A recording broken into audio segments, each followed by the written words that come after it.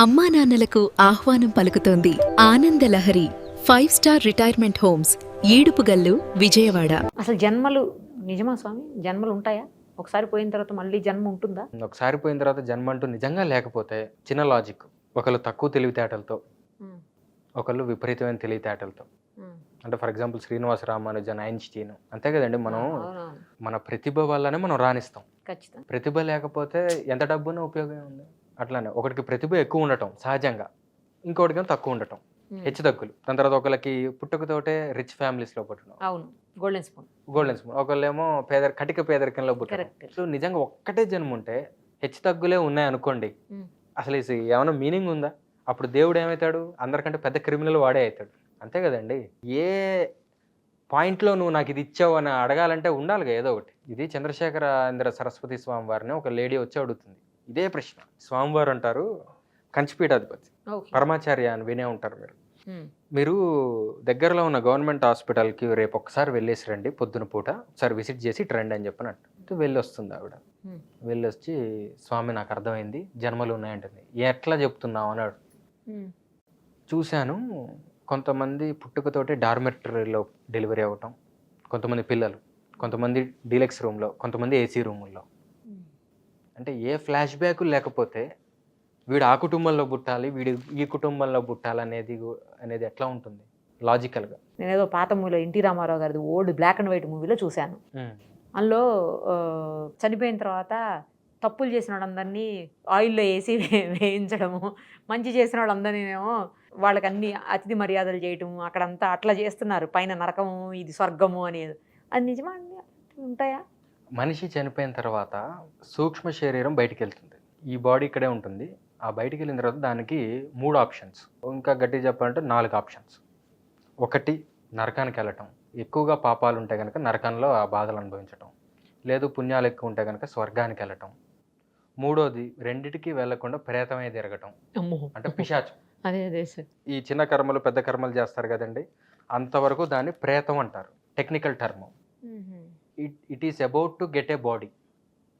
దాని తర్వాత ఒక న్యూ బాడీ వస్తుంది. నరకానికి వెళ్ళాలంటే కూడా ఒక బాడీ కావాలి, దాని పేరు యాతనా శరీరం అంటారు. అంటే వాళ్ళు బాధలు పెడుతున్నారు అనుకోండి, ఆ యాతనా శరీరానికి మృత్యు ఉండదు, బాధ మాత్రం ఉంటుంది. ఫ్రై చేశారు, ఫ్రై అవుతాడు, చచ్చిపోడు. యాతనా శరీరం యొక్క లక్షణం అది, పెయిన్ మాత్రమే ఉంటుంది. అది ఆ లోకానికి పనికొస్తుంది. ఆ నరకం అనేది గరుడ పురాణం చెప్పిన దాని ప్రకారం మనం ఉన్న ఏరియా నుంచి 110 యోజనాలు నైరుతి దిక్కులో ఉందని చెప్తారు. అంటే 110 × 11 మైళ్ళు. ఒక యోజనం అంటే 11 మైళ్ళు. అది నరకం యొక్క పరిస్థితి. ఇంకొకటేమో స్వర్గము. అక్కడ దాన్ని భోగ శరీరం అంటారు. వీడికి మంచి పుణ్యాలు వచ్చినాయి, లేదు ఆ 10 రోజులు వీడి పేరు మీద దానాలు చేశారు, తల్లిదండ్రులు రుణం తీర్చుకోవడానికి, పుత్రులు మంచి వాళ్ళు అయితే గనక చేశారు. అప్పుడు వీడికి పుణ్యం లేకపోయినా పుణ్యం పెరిగి స్వర్గానికి వెళ్తాడు. లేదు వీడి జీవితంలో వీడు చేసిన మంచి పనుల వల్ల స్వర్గానికి వెళ్ళే ఆప్షన్ ఉంటుంది. దేవతా ఉపాసనల వల్ల వెళ్తారు. ఆ స్వర్గంలో కూడాను సుఖం అనుభవించడానికి కూడా ఈ శరీరం సరిపోదు.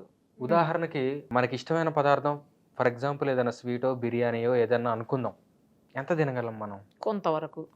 తర్వాత తినబుద్ధి నిండిపోతుంది, తర్వాత వామిటింగ్ వచ్చేలాగా అయిపోతుంది. కాబట్టి శరీరానికి లిమిట్ ఉంది, సుఖానికి కూడా ఈ శరీరం పనికిరాదు. సో అక్కడ ఏంటంటే భోగ శరీరము సుఖానికి తప్ప దేనికి పనికిరాదు. ఎంత తిన్నా ఓకే, ఆ టేస్ట్ని ఇక ఇంకా ఇంకా ఇంకా లిమిట్ ఉండదు.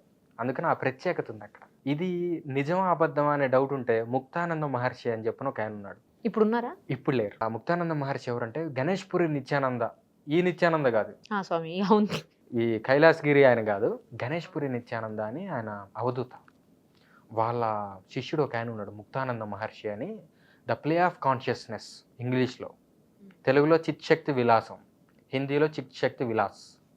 ఆ బుక్లో ఆయన ఆస్ట్రల్ ట్రావెల్ చేస్తాడు బతికున్నప్పుడే. సూక్ష్మ శరీరంతో ఈ లోకాలన్నీ ఉన్నాయా లేవా అనేది ఒక రౌండ్ వేసి వస్తాడు అనమాట. ఇవన్నీ ఉన్నారని ఆయన, మీరు అమావాస్యలకి అప్పుడు నువ్వుల నీళ్ళు వదులుతారు కదా అందరూ, అవన్నీ నిజమే, వదలండి, వాళ్ళు పుచ్చుకునే వాళ్ళు ఉన్నారు అక్కడ, మీ వాళ్ళందరూ అని చెప్పినట్టు. సో అయితే మనం చేసిన పనులను బట్టే స్వర్గానికి పోతామా, నరకానికి పోతామా, లేకపోతే మధ్యలో తిరుగుతామా? ఒకవేళ వీడికి కర్మలు చేయకపోతే మధ్యలో తిరుగుతాడు, వాడు పిశాచం అవుతాడు. లేదు కొంతమంది ఈ కర్ణ పిశాచి విద్యలు చేసే వాళ్ళు కొంతమంది ఉంటారు. జ్యోతిష్కుల్లో కొంతమందిని చూసే ఉంటారు చాలామంది. వాడు ముఖం చూసి చెప్తూ ఉంటాడు. అవును, కొంతమంది చెప్తారు సార్, కరెక్టే. వెంటనే నీకు చెప్తూ ఇది ఉంటారు. రాబోతుంది, అది రాబోతుంది, నువ్వు ఆ. ఇది గతంలో అది అసలు ఆ. వాళ్ళకి తెలియకపోయినా చెప్తారు. గతాన్ని గురించి ఎక్కువగా మ్యాచ్ అవుతుంది. అవును. భవిష్యత్తు గురించి కొంచెం తక్కువగా మ్యాచ్ అవుతుంది. తెలియదు కదా మనకు భవిష్యత్తు. అదేమిటంటే కర్ణ పిశాచి అని ఒక పిశాచ విద్య. అది సాధన చేస్తారు వాళ్ళు. ఓహో. వాటికి కొన్ని బలులు ఉంటాయి, ఏదో చేస్తారు. సిద్ధి పొందితే ఏంటంటే చెవులో చెప్తూ ఉంటుంది అది. అయితే ఓహో. దాని రూల్ ఏంటంటే ఉమ్. పిశాచ విద్యలు ఎవడు సాధన చేసినా, దేవతా విద్యలు సాధన చేశారనుకోండి, వినాయకుడో ఇటువంటి ఏవి చేసినా కూడా సేఫ్ వాడికి ఏమి కాదు, మంచి రక్షణ అన్నీ లభిస్తాయి. పిశాచ విద్యలు ఏంటంటే ఇన్స్టెంట్గా రాకెట్ లాగా వాడు పైకి లేస్తాడు సమాజంలో. కానీ చనిపోయిన తర్వాత చివరి చావు భయంకరంగానే ఉంటుంది.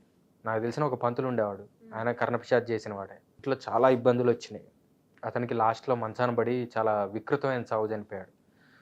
చనిపోయిన తర్వాత ఏంటంటే దాని రూల్ ఏంటంటే వాడు కూడా ఖచ్చితంగా పిశాచాల్లోనే కలవాలి. బో. ఈ పిశాచం వీడికి ఎన్నాళ్ళు అయితే సేవ చేసిందో, ఎన్ని సంవత్సరాలు సేవ చేసిందో, అన్ని వందల సంవత్సరాలు వీడు ఆ పిశాచానికి సేవ చేయాలి. ఇది రూల్ పిశాచ విద్యకి. యాక్చువల్లీ మన దగ్గర తిరుగుతూ ఉంటారు, మన చుట్టూరు అంటారు. నిజమా సార్ అది? మొత్తం 36 అంటే మనకంటే కొంచెం పై లెవెల్ బీయింగ్స్ అనమాట అవి. పిశాచాలేమో మనకంటే కింది స్థాయి బీయింగ్స్, అవును, అవును. మనకంటే కొంచెం పై స్థాయి జాతులు యక్షులు. ఎవరికి హామ్ చేయరంట కదా? ఎందుకు చేయరు? చేస్తారా? ఈ అతి మార్గికులని, కాపాలికులు, కాలముకులు, అఘోర పంతులని 3 రకాలు ఉన్నారు. ఓకే. ఇదివరకు కర్ణాటకలో ఉండేవారు. శంకరాచార్యులు లేకపోతే ఇప్పుడు మొత్తం కాపాలికులే మన అందరినీ చంపేవాళ్ళు. అసలు వాళ్ళు చేతిలో పుర్రె, అదే కపాలము, బొక్కల మాలలు వేసుకొని భైరవ ఉపాసకులు వాళ్ళంతా. అఘోరాలు కూడా ఆ మార్గంలో చెందిన వాళ్ళే. ఏది అతి మార్గికులు అంటారు వాళ్ళని. వాళ్ళకి కంప్లీట్ వామాచారం అనటానికి లేదు. వామాచారం వేరు, ఇట్ ఈస్ కంప్లీట్లీ అండర్ తంత్ర. 36 యక్షిణీ విద్యలు ఉన్నాయి మొత్తం. ఈ 36 యక్షిణీ విద్యల్లో ఇందాక మనం చెప్పుకున్నాం, ఒకటి హంసిని, ఒకటి ప్రమోది అని చెప్పని. ఆ 36 యక్షిణీ విద్యలు ఒక్కొక్క యక్షిణీ విద్య ఒక్కొక్క రకంగా సాధన చేయాలి. కొన్నేమో చెరువు పక్కన చేసే ఉంటాయి, కొన్నేమో నదీ తీరంలో చేసే ఉంటాయి, కొన్ని శ్మశానంలో చేసే ఉంటాయి, కొన్ని 4 రహదారుల మధ్యలో చేసే ఉంటాయి. ఇన్ని లక్షలు జపం చేయాలని ఉంటుంది.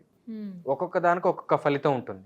కొన్ని యక్షిణులు ఏం చేస్తాయంటే దివ్యమైన రసాయనాలు ఇస్తాయి. ఇప్పుడు రసాయనాలు అంటే కొన్ని కెమికల్స్ అనుకోవచ్చు, వాటి వల్ల మనకి మంచి వజ్రకాయం వస్తుంది. కొన్ని యక్షిణులు పాదుకలు ఇస్తాయి, మనోవేగంతో ఎక్కడికైనా ప్రయాణించవచ్చు.